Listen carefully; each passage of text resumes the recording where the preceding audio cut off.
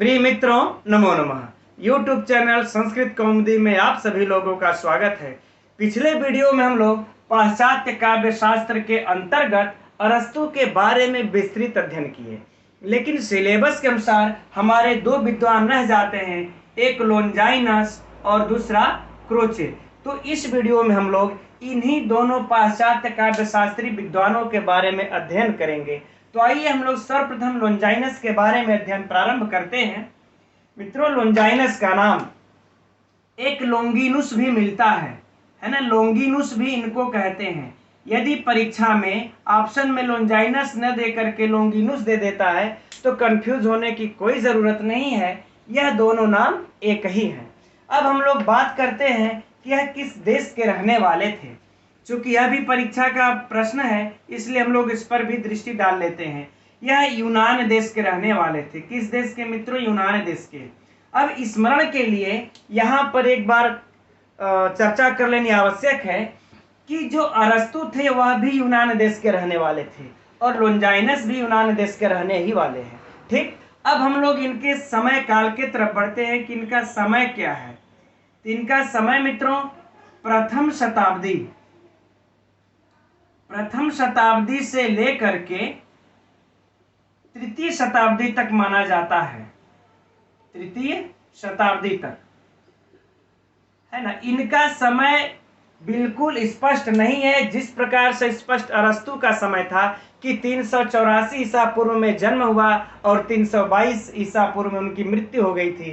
तो उस तरह से इनका नहीं है समय, क्योंकि इसके पीछे कारण है कि इनका जो ग्रंथ था लगभग 1500 वर्ष के बाद प्रकाश में आया था, है ना।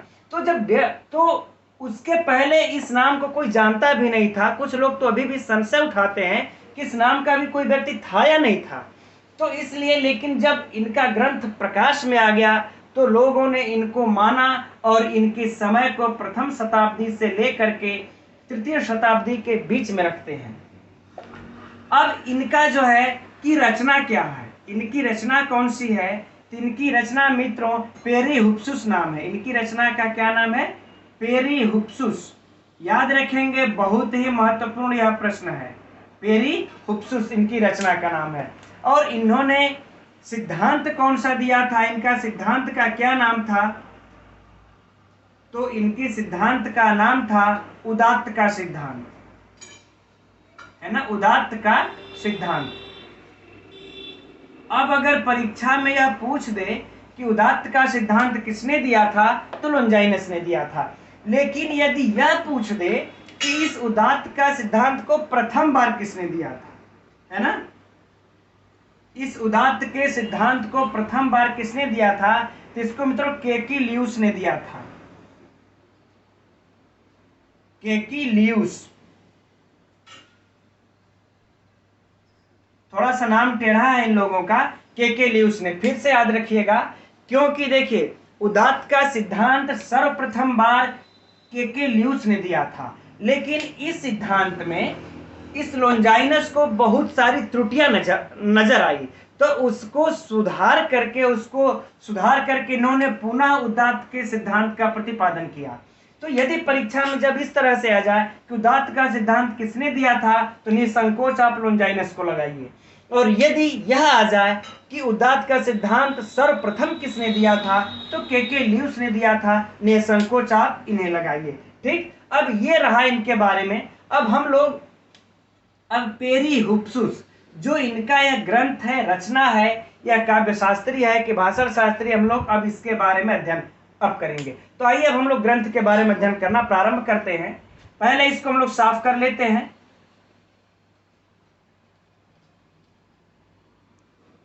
अब मित्रों हम लोग लोंजाइनस की रचना पेरीहुप्सुस के बारे में जानते हैं।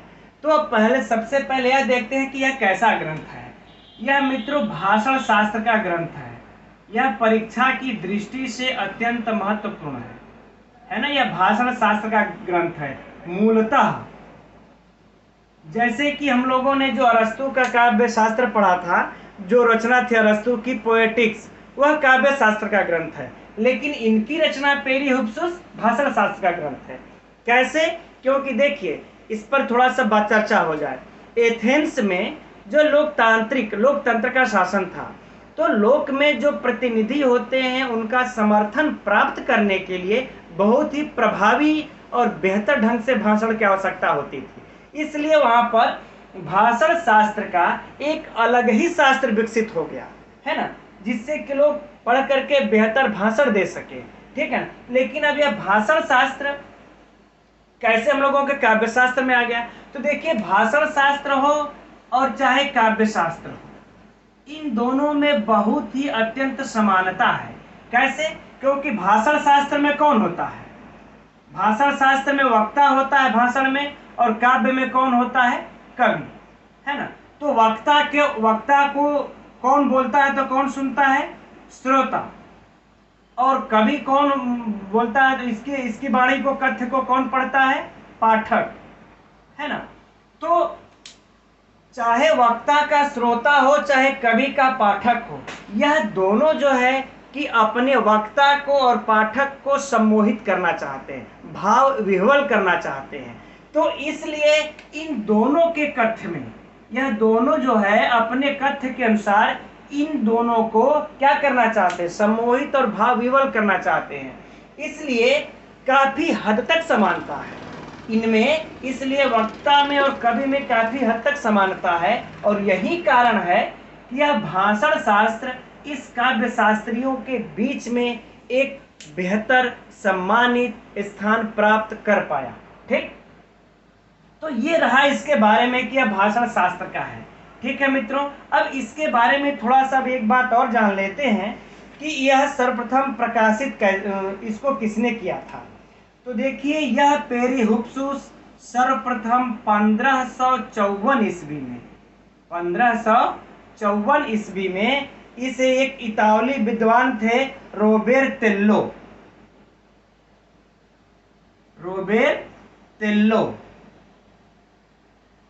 है ना। यह आ जाए परीक्षा में कि पेरिहुप्सुस को सर्वप्रथम प्रकाश में लाने का श्रेय किस विद्वान को जाता है? तो रोबेर्तेल्लो। हम लोगों ने पहले भी चर्चा किया कि इस ग्रंथ को 1500 वर्ष तक तो कोई जानता ही नहीं था, हजारों वर्षों तक। इतने हजार वर्षों के बाद जो है, लगभग 1000 वर्षों के बाद यह रोबेर्तेल्लो ने इसको सर्वप्रथम प्रकाशित किया, है ना। और देखिए, अब इसका जो है कि यह इतावली विद्वान थे। यह कौन से थे? इतावली विद्वान थे। अब इसका जो अंग्रेजी में अनुवाद सर्वप्रथम किसने किया, यह भी हम लोग जान लेते हैं। हो सकता है परीक्षा में पूछ दे, यद्यपि उतना महत्वपूर्ण नहीं है, लेकिन पूछ दे, हो सकता है। तो देखिए, अंग्रेजी में 1652 ईस्वी में जॉन हॉल ने किया था। जॉन हॉल ने किया था प्रकाशित, है ना। तो यह अंग्रेजी में किए थे, या तो इतावली थे, सर्वप्रथम इन्होंने प्रकाशित किया था, ठीक। अब आइए हम लोग इसके अध्यायों पर चलते हैं कि इसके अध्यायों में क्या क्या है, ठीक। अब आइए, अब यह आप लोगों को यहां से और महत्वपूर्ण हो जाता है परीक्षा की दृष्टि से, ठीक है। तो इसका देखिए, जो अध्याय 1 से 7 तक, बहुत ही अच्छे से इसको याद कर लीजिएगा, समझिएगा। अध्याय 1 से 7 तक, अध्याय 1 से 7 तक में इनका क्या क्या है? तो देखिए, अध्याय 1 से 7 तक है भूमिका। भूमिका अर्थात ग्रंथ का प्रयोजन, ग्रंथ का प्रयोजन, ठीक। अब ये तो यह इनका है, और दूसरा है उदात्त की परिभाषा, उदात्त की परिभाषा। अब देखिएगा मित्रों, यही उदात्त का सिद्धांत, हमने कहा ना कि उदात्त का जो सिद्धांत इन्होंने दिया है, इसी पेरिहुप्सुस ग्रंथ में दिया है। तो इसी उदात्त की इस परिभाषा को भी हम लोग देखेंगे, इनके ग्रंथ के प्रयोजन को भी देखेंगे। और इसमें जो एक और महत्वपूर्ण चीज इन्होंने जो 1 से 7 तक में किया है, दोषों का विवेचन, दोषों का विवेचन।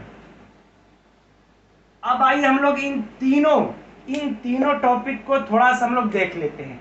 एक भूमिका, उदात्त की परिभाषा और दोषों का विवेचन, परीक्षा की दृष्टि से अत्यंत महत्वपूर्ण है। तो भूमिका में देखिए, एक पत्र लिखे हैं, पत्र जो है इनके एक मित्र थे। मित्र कौन है?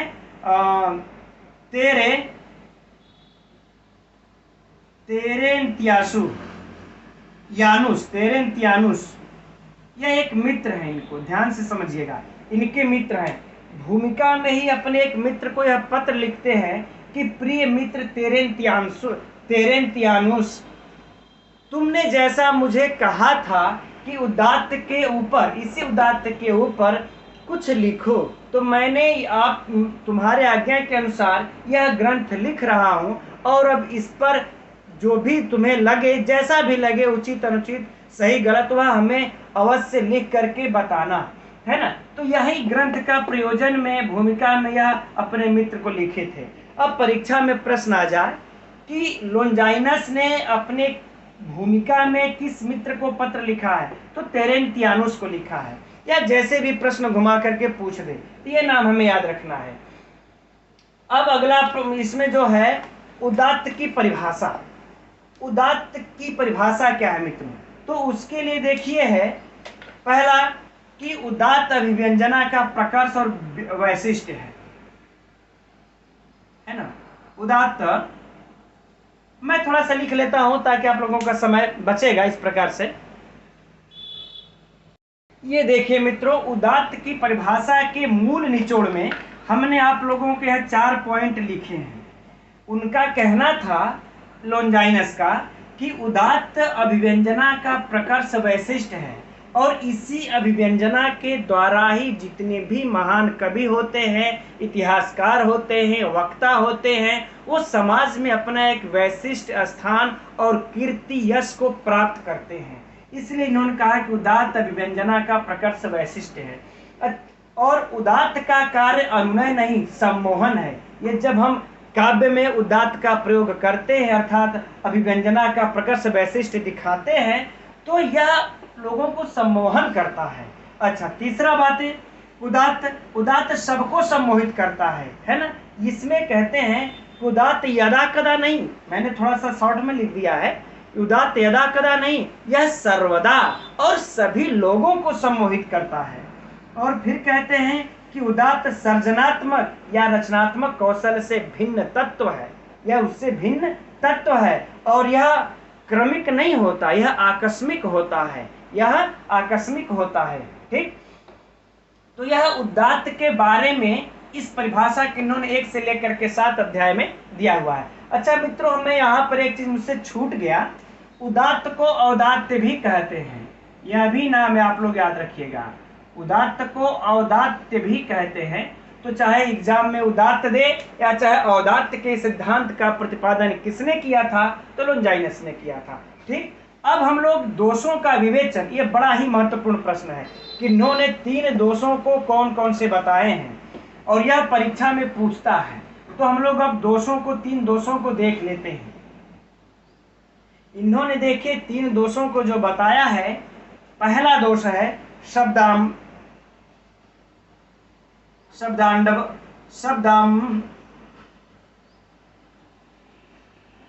शब्दाडंबर, है ना, यह इनका पहला है। दूसरा दोष है बालिशता,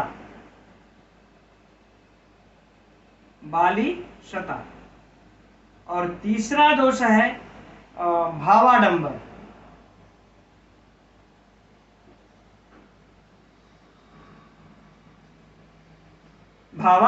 शब्दाडंबर, बालिशता, भावाडंबर, यह 3 दोष हैं। यह मित्रों, यह 3 दोष हैं इसके, है ना। शब्दाडंबर, बालिशता, भावाडंबर, यह परीक्षा में बार बार पूछा है कि लोंजाइनस के उदात्त के दोष कितने हैं और उदात्त के स्रोत कितने हैं, है ना। स्रोत को हम लोग आगे देखेंगे जो 5 हैं, लेकिन उदात्त के इन्होंने काव्य में दोष कितने बताए हैं? शब्दाडंबर। अर्थात इनके कहने का भाव यह है कि शब्दाडंबर, थोड़ा सा इस पर हम लोग समझ लेते हैं। शब्दाडंबर किसको कहते हैं? जब देखिए कोई भी कवि होता है, जब वो रचना करने लगता है तो वो ये सोचता है कि मैं इसको थोड़ा सा जो है कि ये प्रभावी कर दूं और आकर्षक हम बना दें, और उसके चक्कर में वह क्या करता है, शब्दों की भरमार लगा देता है, और वह एक प्रकार से विस्तृत हो जाता है, और उसके उत्कर्ष के स्थान पर अपकर्ष हो जाता है ना।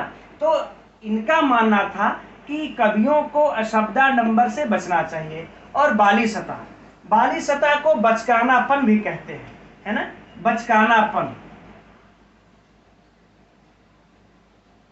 बाली सतह को बचकानापन दोष भी कहते हैं। देखिए यह क्या करता है कि जब लेखक रचना को अपनी असाधारण या फिर आपका आकर्षक या भड़कदार वो बनाना चाहता है, ऐसे में वह क्या करता है कि अपना इस प्रकार से रचना करता है कि आकर्षक लगने लगे या फिर भड़काऊ लगने लगे थोड़ा सा, तो इसके चक्कर में वह आकर्षक न बना करके कृत्रिम बना देता है, और जैसे कि लगता ही नहीं कि ये नेचुरली हो रहा है, यह लगता है जैसे बनावटी हो रहा है ना। तो यह बाली सतह बचकानापन हो जाता है। तो उनको भी इससे बचना चाहिए, कवियों को चाहे वक्ताओं को। और भावाडंबर में इसको मिथ्या भाव भी कहते हैं, इसको मिथ्या भाव भी कहते हैं। तो इनका कहना था यह कि कवियों को भावाडंबर या मिथ्या भाव इस दोष से भी बचना चाहिए।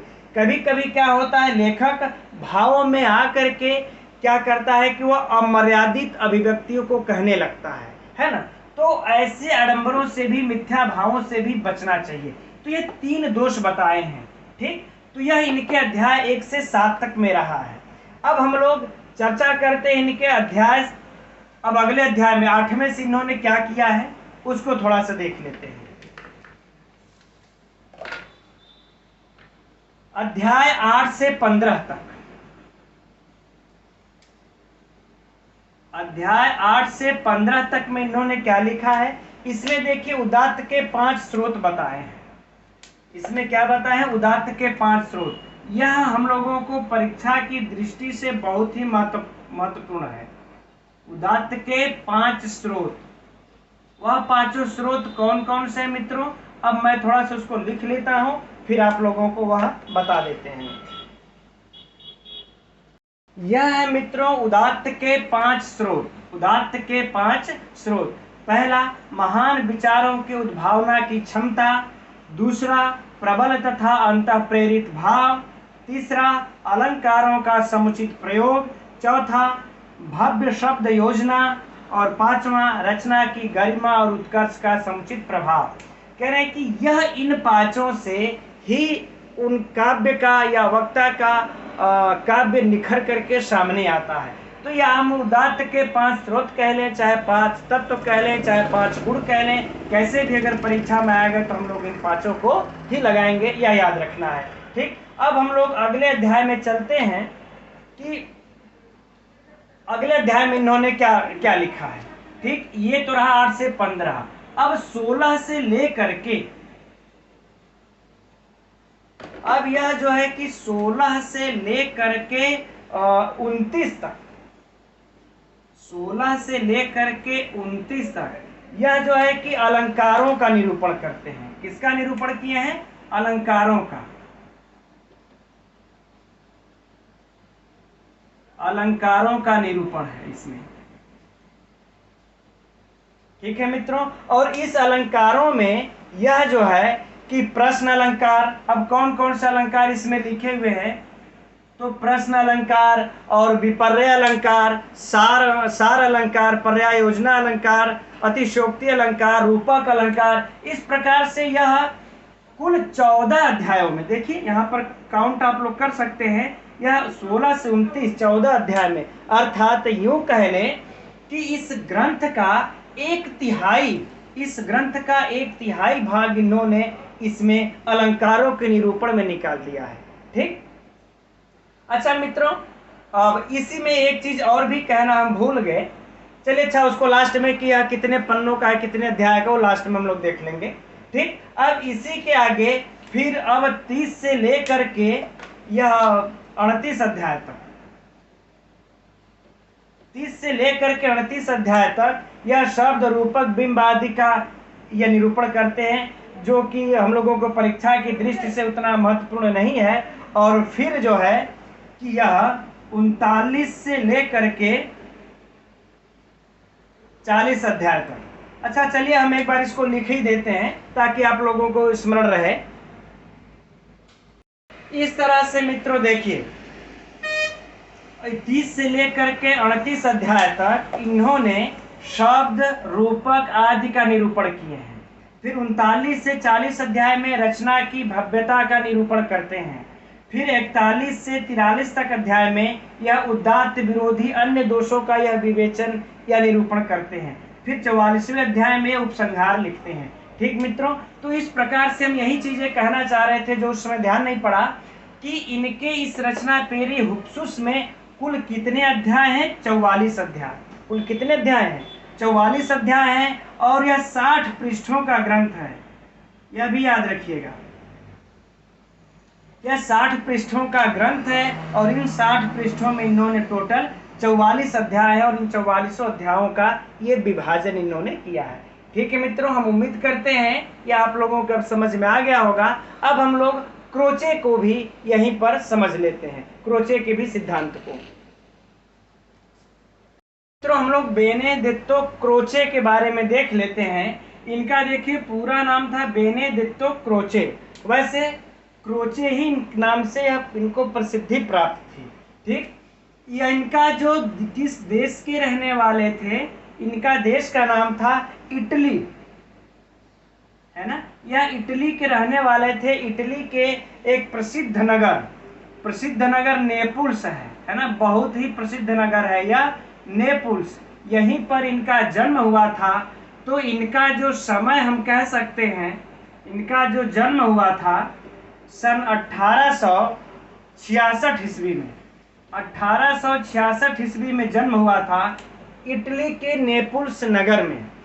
और इनका जो जन्म है बहुत ही समृद्ध परिवार में हुआ था, इसलिए इनको कभी भी अर्थ की समस्या नहीं हुई, धन की कभी इनको समस्या नहीं हुई।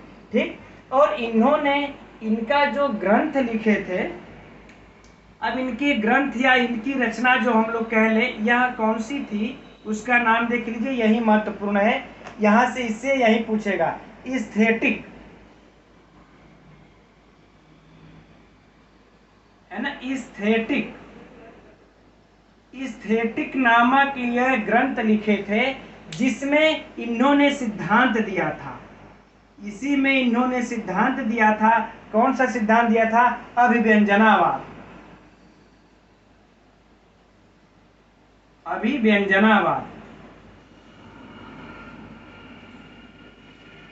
अब यहां से मित्रों यही इसमें महत्वपूर्ण जो प्रश्न होगा यही होगा कि बेनेडिक्टो का पूरा नाम क्या है? क्रोचे, या किस देश के रहने वाले थे? इटली। इनका जन्म कब हुआ? किस नगर में इनका जन्म हुआ था? नेपुल्स में। इनका समय क्या था? 1866। इनकी रचना क्या है? ये महत्वपूर्ण प्रश्न है। इनकी रचना क्या है? एस्थेटिक।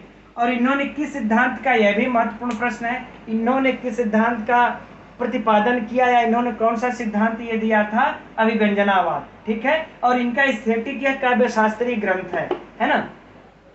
अब इसके बाद इसमें एक और भी बातें हैं कि इसको जो इस अभिव्यंजनावाद को हमारे हिंदी के जो रामचंद्र शुक्ल हैं, जो कवि हैं, है ना, आचार्य रामचंद्र शुक्ल, वह अभिव्यंजनावाद को वक्रोक्तिवाद का विलायती उत्थान कहा है ना। रामचंद्र शुक्ल ने, यद्यपि यह संस्कृत में पूछेगा नहीं, यह हिंदी वालों के लिए बहुत महत्वपूर्ण प्रश्न है ना, तो लेकिन फिर भी हम लोग एक बार जान ही लेते हैं कि आचार्य रामचंद्र शुक्ल ने अभिव्यंजनावाद को वक्रोक्तिवाद का विलायती उत्थान कहा है ना। तो इससे लगभग यही है जो कि महत्वपूर्ण प्रश्न होंगे, तो इसको हम लोग भी याद रखेंगे। ठीक है मित्रों, तो इसी के साथ ही पाश्चात्य काव्य शास्त्र का यह पूरा सिलेबस समाप्त हुआ। ठीक है मित्रों, जैसा भी आप लोगों को लगा होगा आप लोग कमेंट करके अवश्य बताइएगा। नमो नमः।